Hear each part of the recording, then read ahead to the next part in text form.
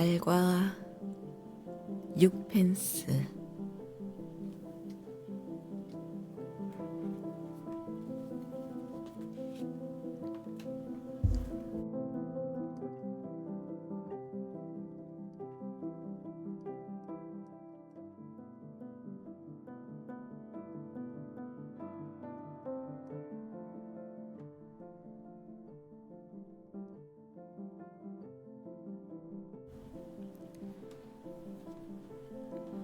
나는 스트로브의 이야기를 마음속으로 되씹으며 잠시 입을 다물고 있었다. 그의 약한 성격에 나는 화가 치밀었다. 그도 나의 불만을 알아차리고 있었다.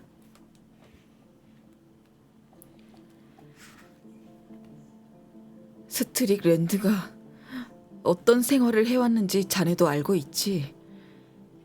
그는 떨리는 목소리로 말했다. 나로선 블랑시에게 그런 생활을 시킬 수는 없네. 도저히. 그거야 자네 마음이겠지만 만일 자네라면 어떻게 했을 것 같은가?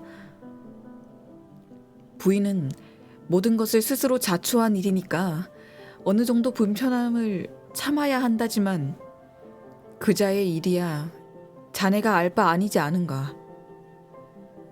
그것도 그렇지만 어쨌든 자네는 그 여자를 사랑하고 있지 않으니까 알 수 없을 걸세.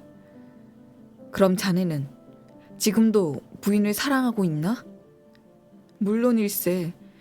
전보다도 더 사랑하고 있네. 스트릭랜드는 첫째로 여자를 행복하게 해줄 남자가 못 되네. 그런 일이 오래 계속될 수는 없지. 나는 비록 어떤 일이 있다 하더라도 그 여자를 버릴 수 없다는 것을 그 여자가 알아주었으면 좋겠어. 그렇다면 자네는 언제든 부인을 다시 받아들일 용의가 있다는 말인가? 그야 물론이지. 그렇게 되면 그 여자는 나를 지금까지보다도 더 필요로 하게 될 테니까. 외톨이가 되어 비참한 처지에 풀이 죽어 있을 때 아무데도 갈 곳이 없다면 그야말로 무서운 일이지 뭔가. 그는 조금도 원망하는 기색이 없었다. 그 외 무기력함 외에 무기력함 외에 조금이라도 분노를 느꼈던 내가 오히려 평범한 인간이었던 것 같아. 그도 그런 나의 마음을 알아차렸는지 이렇게 말했다. 물론 나는 내가 그 여자를 사랑하고 있는 것처럼 그 여자도 나를 사랑해 주기를 바라지는 않네. 나는 어릿광대니까. 난 여자의 사랑을 받을 만한 남자가 아니야. 그 정도는 처음부터 잘 알고 있네. 그러니까 그 여자가 스트릭랜드에게 반했다 하더라도 별로 그 여자를 나무랄 생각이 없네. 정말이지. 자네처럼 남자로서의 자부심을 갖지 않은 사람은 본 일이 없네. 나는 나 자신보다도 그 여자를 훨씬 더 사랑하고 있다네. 애정 속에 자부심이 개입된다는 것은 무엇보다도 자기 자신을 가장 사랑하는 까닭에서 온다고 생각되네. 남자가 결혼을 하면 부인 이의 여자를 사랑한다고 흔히 말하지만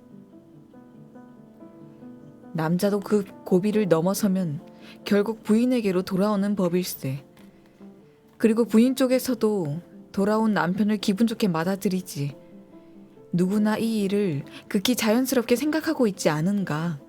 그러니까 여자 쪽에서도 그와 같은 말을 할 수 있다고 보네. 이치는 맞는 것 같군. 나는 이렇게 말하고 웃었다. 그러나 대부분의 남자는 그것과는 좀 다르게 생각하지. 그러니까 자네가 하는 말은 통용될 수 없네. 그러나 사실상 나는 스트로브와 말을 나누고 있는 동안에도 이번 일이 너무도 갑자기 일어난 데에 이상한 생각이 들었다. 스트로브가 그 일에 대해 지금까지 조금도 눈치를 못 챘을 리는 없을 것이다.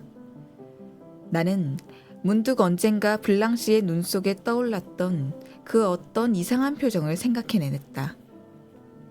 그것은 그녀 자신도 놀라고 당황했던 어떤 감정이 싹트고 있었다는 것을 그녀가 의식하기 시작했다는 사실을 말하고 있었던 것이 분명하다.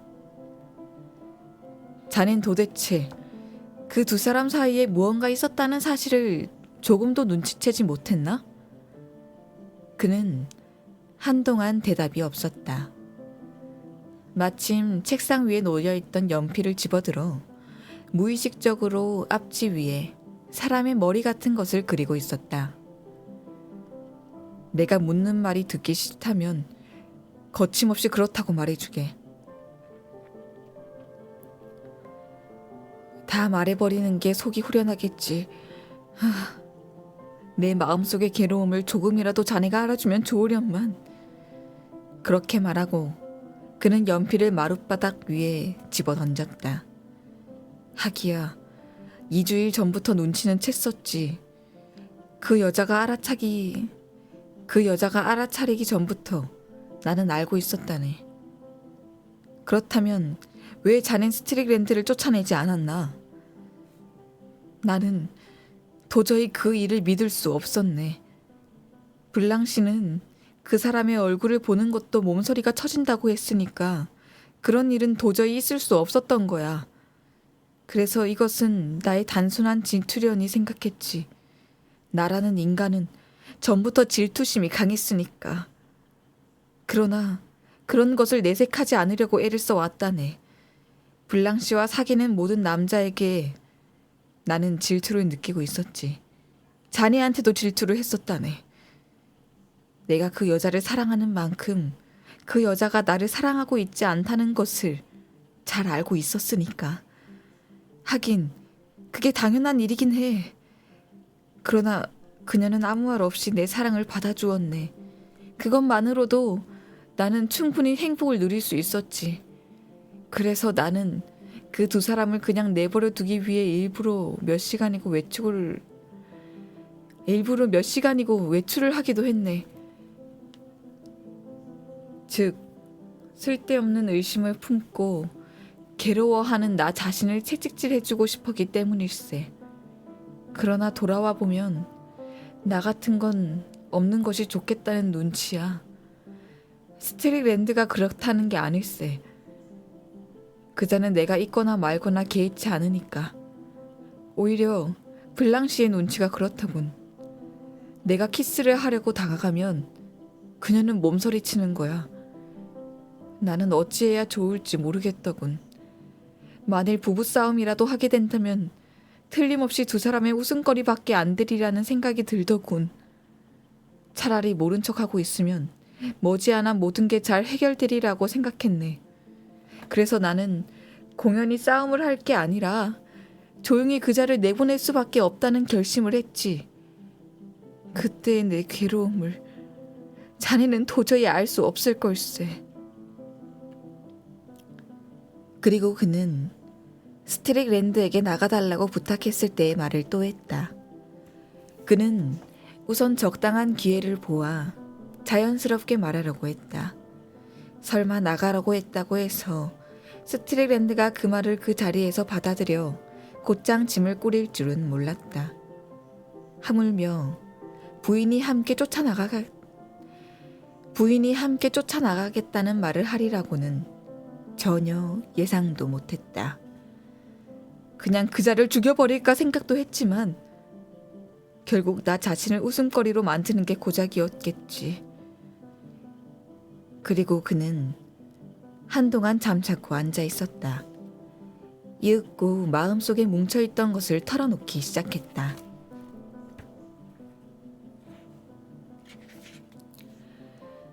만일 내가 기다리고만 있었더라면 모든 일이 잘 됐을 텐데 내가 그렇게 성질을 부리지 말았어야 했어. 불쌍한 블랑시. 내가 그만 그 여자를 그 꼴로 만들다니.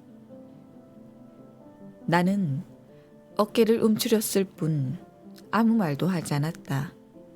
사실상 나는 블랑시 스트로브에겐 조금도 동정을 하지 않았다. 그렇다고 해서 그녀에 대한 나의 의견을 솔직히 말해보았자 불쌍한 덕크를 더 괴롭힐 뿐이었다. 그는 어찌할 바를 모르는 모양이었다.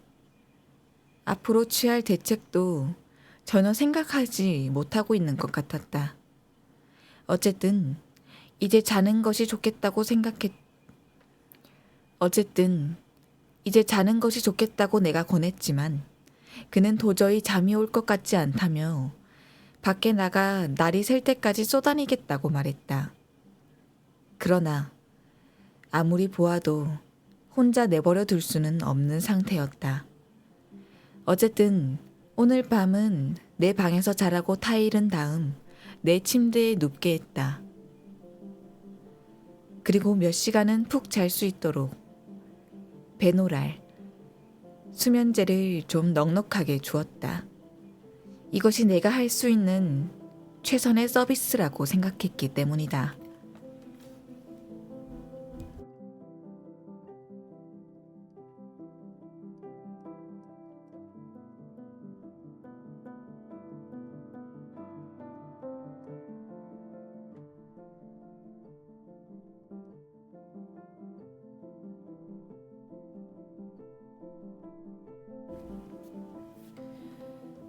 다음 날 나는 더 묵고 가라고 붙잡았으나 스트로브는 내 거처에서 나가버렸다. 짐은 내가 아틀리에에 가서 가지고 오겠다고 했는데도 그는 굳이 자기가 가겠다고 오게됐다. 아마 그는 그들이 아직 그의 짐을 꾸릴 생각을 하지 않고 있을지도 모른다며 따라서 다시 부인을 만나 자기한테 돌아오라고 권할 기회가 있을지도 모른다는 기대를 가졌을 것이다. 그러나 가보니 그의 짐은 현관 앞 관리 사무실에서 그가 가지러 오기를 기다리고 있었으며 블랑시는 외출했다고 관리인 아주머니가 말했다.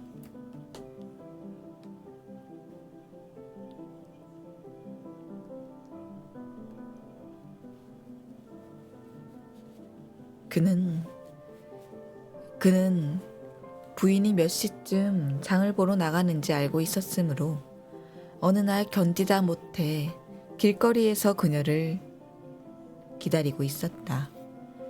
그녀는 그에게 말을 붙이려고도 하지 않았지만 그는 그녀에게 뭔가 잘못한 일이 있다면 어떻게든지 화가 풀릴 때까지 사과하겠다고 부지런히 짓거려댔다. 헌신적으로 그녀를 사랑하고 있으니 제발 자기에게 돌아와 달라고 애원도 했다. 그녀는 아무 대꾸도 않고 그를 외면한 채 부지런히 걸어갔다. 그가 통통하고 짧은 다리로 뒤뚱뒤뚱 걸어 그녀를 쫓아가는 모습을 나는 상상했다. 그는 급하게 쫓아오느라 조금 숨을 헐떡이면서 지금의 자기가 얼마나 비참한가를 그녀에게 말했다.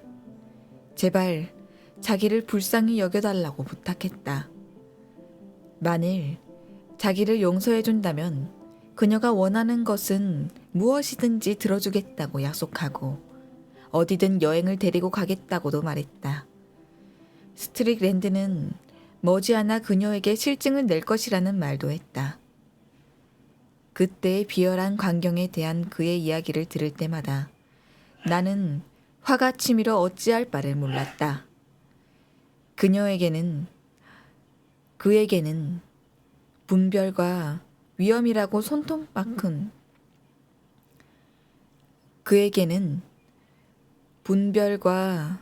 위험이라고 는 손톱만큼도 보이지 않았던 것이다. 그는 부인에게 경멸을 받을 만한 짓은 하나도 빠뜨리지 않고 다 해보인 것이다.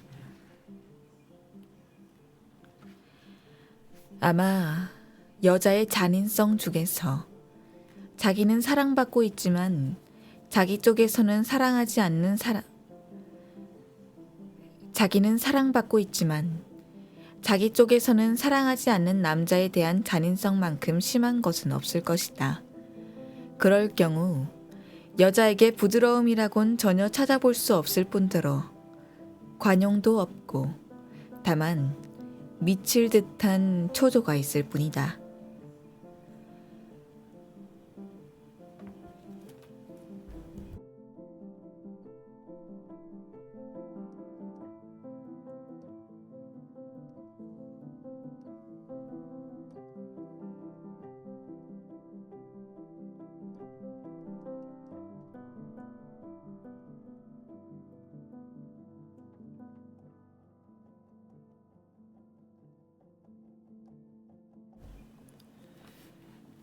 블랑시 스트로브는 갑자기 발을 멈추더니 그야말로 힘껏 남편의 뺨을 후려쳤다. 그리고 그가 당황하고 있는 틈을 타 재빨리 아틀리에의 계단을 뛰어 올라가 버렸다. 그때까지 그녀의 입술에서는 단 한마디의 말도 나오지 않았다.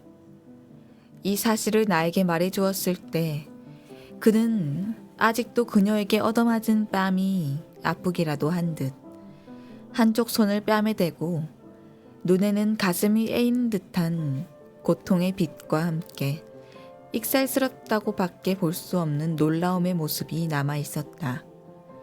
그는 마치 지나치게 자란 초등학교 아이처럼 보여 나는 정말 딱 한 생각이 들었지만 한편으로는 터져나오는 웃음을 참을 수가 없었다. 그런 일이 있는 뒤에도 그는 그녀가 가게를 가려면 꼭 지나다니는 골목을 배회하기도 했다. 그래서 그녀가 지나가면 반대쪽 길 모퉁이에 서서 그 모습을 바라보곤 했다. 그는 다시는 그녀에게 말을 붙일 용기는 없어졌지만 자신의 동그란 눈에 애절한 빛을 띠고 그녀에게 호소하려고 했다. 이렇게 비참한 그의 모습을 보면 틀림없이 그녀도 마음이 동요되리라고 생각했기 때문일 것이다. 그녀는 장을 보러 가는 시간을 바꾸지도 않았고 다른 길로 갈 생각도 하지 않았다. 그녀의 그러한 냉담 속에는 그 어떤 잔인함이 숨겨져 있는 것이 아닌가 생각된다. 아마 그녀는 자기가 그에게 주는 고문의 괴로움에서 어떤 기쁨마저 느꼈는지도 모른다. 도대체 왜 그녀는 그렇게도 그를 미워하고 있었을까?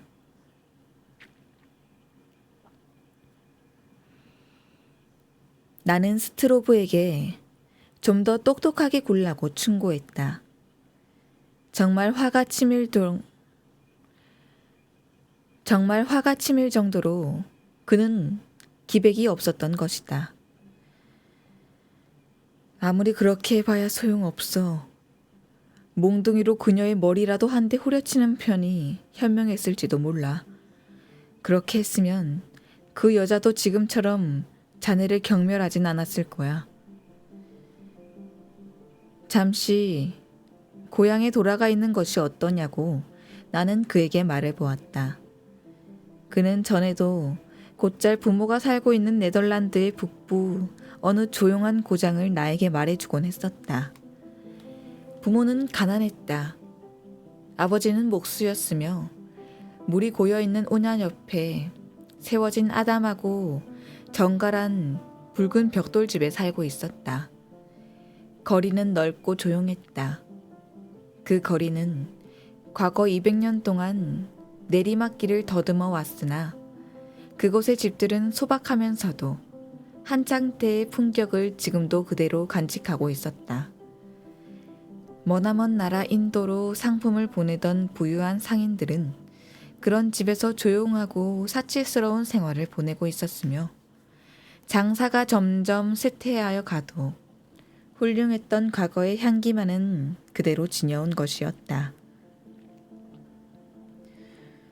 수로를 따라 걸어가노라면 이윽고 여기저기에 풍차가 보이는 널따란 푸른 등판으로 나오게 된다. 그리고 그곳에는 얼룩소가 한가하게 풀을 뜯고 있다는 것이다.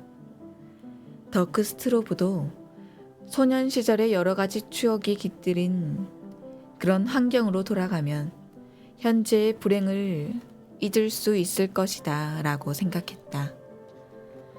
그러나 그는 고향에 돌아가려고 하지 않았다. 그녀가 나를 필요로 할 때 나는 이곳에 있어야 돼 하고 그는 되풀이해서 말했다. 만일 어떤 무서운 일이 일어났을 때 내가 옆에 없어 보게. 그야말로 큰일이지.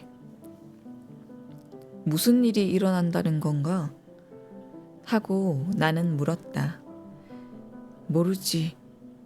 그러나 걱정일세. 나는 어깨를 움츠렸다. 그렇게 괴로워하고 있는데도 더크 스트로브의 익살스러운 모습은 조금도 달라진 데가 없었다. 만일 그가 수척하게 여위기라도 했다면 사람들의 동정을 샀을지도 모른다. 그러나 조금도 수척해지지 않았고 여위지도 않았다. 전이나 다름없이 살이 쪘으며 동글동글한 빨간 뺨은 잘 익은 사과처럼 반들반들했다. 옷차림도 아주 깔끔했는데 단정한 검은 웃옷과 늘 작은 듯한 중절모를 멋지게 쓰고 다녔다. 배도 점점 튀어나와 슬픔의 흔적이라곤 전혀 나타나지 않았다. 신세가 좋은 외교관 같은 티가 났다. 때로는 사람의 외모가 내면의 영혼과는 이렇게도 판이하게 다를 때가 있다니 정말 슬픈 일이다. 더크 스트로브는 토비 벨치, 셰익스피어의 희극 시비아에 나오는 뚱뚱한 기사, 토비 벨치 경의 육체 속에서 로이모의 정열을 불태우고 있었던 것이다. 그는 부드럽고 너그러운 천성을 지니고 있었지만 항상 실수만을 되풀이하고 있었다. 아름다움에 대해서는 참된 감정을 느끼고 있었지만 그의 솜씨는 범속한 것밖에 만들어내지 못했다. 그의 감각은 묘하게 섬세했지만 태도가 차원했다. 남의 문제에 손을 대게 되면 발벗고 나서서 잘 돌봐주었지만 자기의 일은 전혀 그렇지가 못했다. 이처럼 수많은 모순된 요소를 한 사람의 인간 속에서 한꺼번에 긁어모아 그 사람을 냉혹한 우주 앞에 내세우다니 자연의 여신도 참으로 잔인한 장난을 친 셈이다.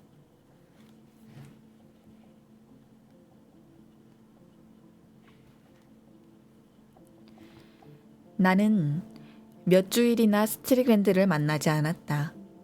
그에게 너무 질려 보는 앞에서 면박을 주어 응어리졌던 가슴을 풀어볼까도 했지만 그러기 위해 그를 일부러 찾아갈 수도 없는 노릇이었다. 그리고 나로서는 그럴듯한 도덕적 분노 따위를 가장해 보이는 것이 조금 쑥스러웠다. 그런 일에는 일종의 자기 만족 같은 요소가 있어 조금이라도 유머 감각이 있는 사람이라면 누구나 좋게 볼 수는 없는 것이다. 자기 자신을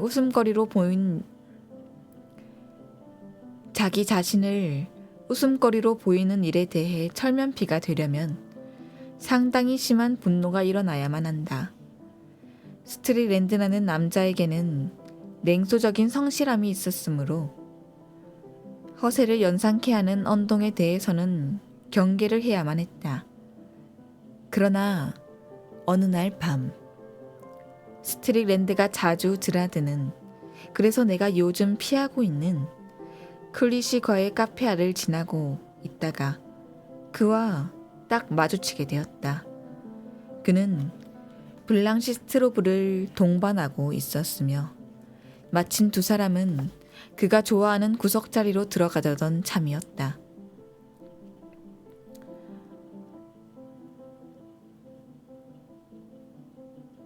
아니, 요즘 당신은 어디 있었어?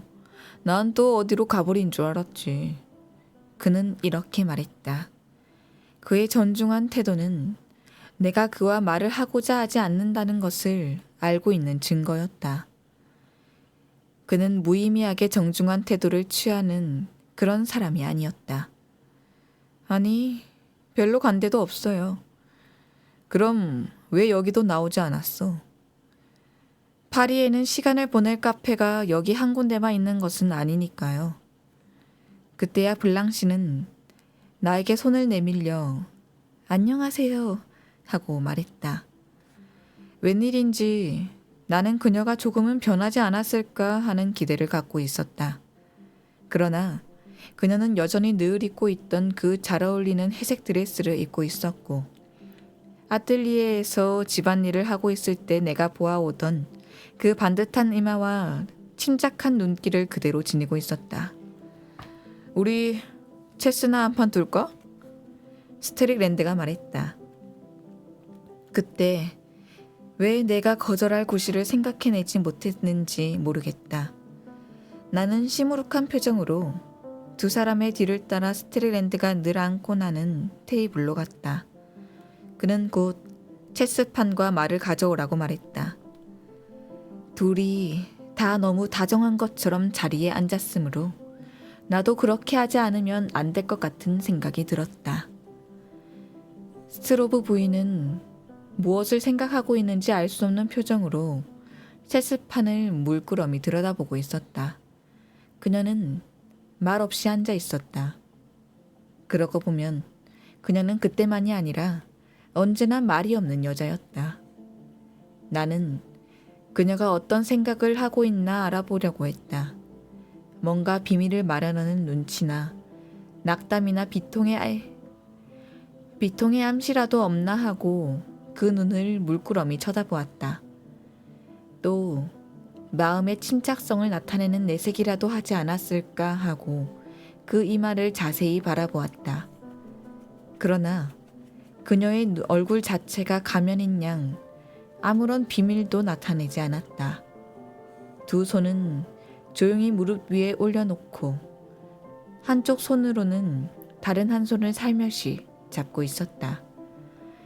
나는 그녀가 격한 감정의 소유자임에 틀림없다는 생각을 하고 있었다. 그녀를 헌신적으로 사랑하고 있던 덕후의 따귀를 갈긴 일은 그녀가 갑자기 화를 내면 얼마든지 무서운 잔인성을 나타낼 수 있는 여자라는 것을 폭로한 것이다. 그녀는 남편의 보호라는 안전한 은신처와 무엇 하나도 부러울 것 없는 가정생활을 버리고 아무리 보아도 위험하기 짝이 없는 모험을 택한 것이다. 그것은 모험에 대한 호기심을 말해주고 있지만 그녀가 가정을 소중히 하던 일이며 집안 살림을 잘 꾸려나가는 일을 좋아했다는 사실을 아울러 생각해보면 적잖이 놀라운 일이었다. 그녀는 복잡한 성격을 지닌 여자일 것이고 그런 격함과 침착한 외모를 대조해보면 뭔가 극적인 것이 있었다. 내기가 끝나자 나는 웨이터를 불러 돈을 치르고 그들과 헤어졌다. 결국 그때는 아무 일도 일어나지 않았던 것이다.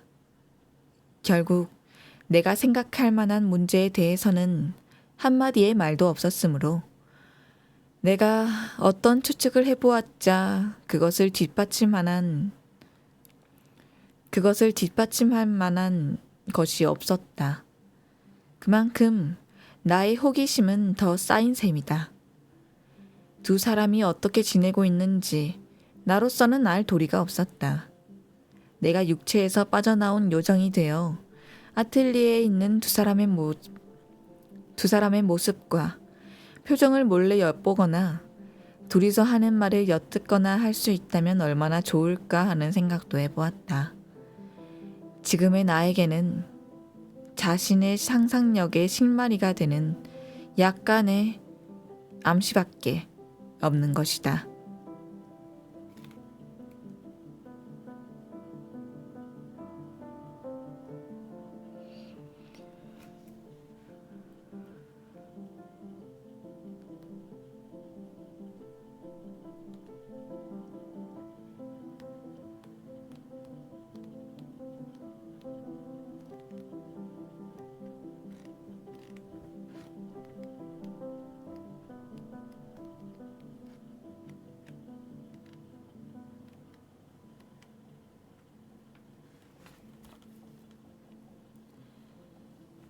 섬머셋 몸에 달과 육펜스.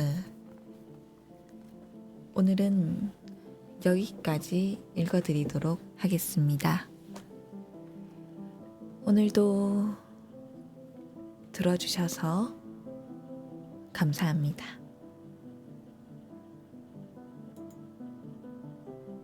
그러면 오늘도 잘 자요.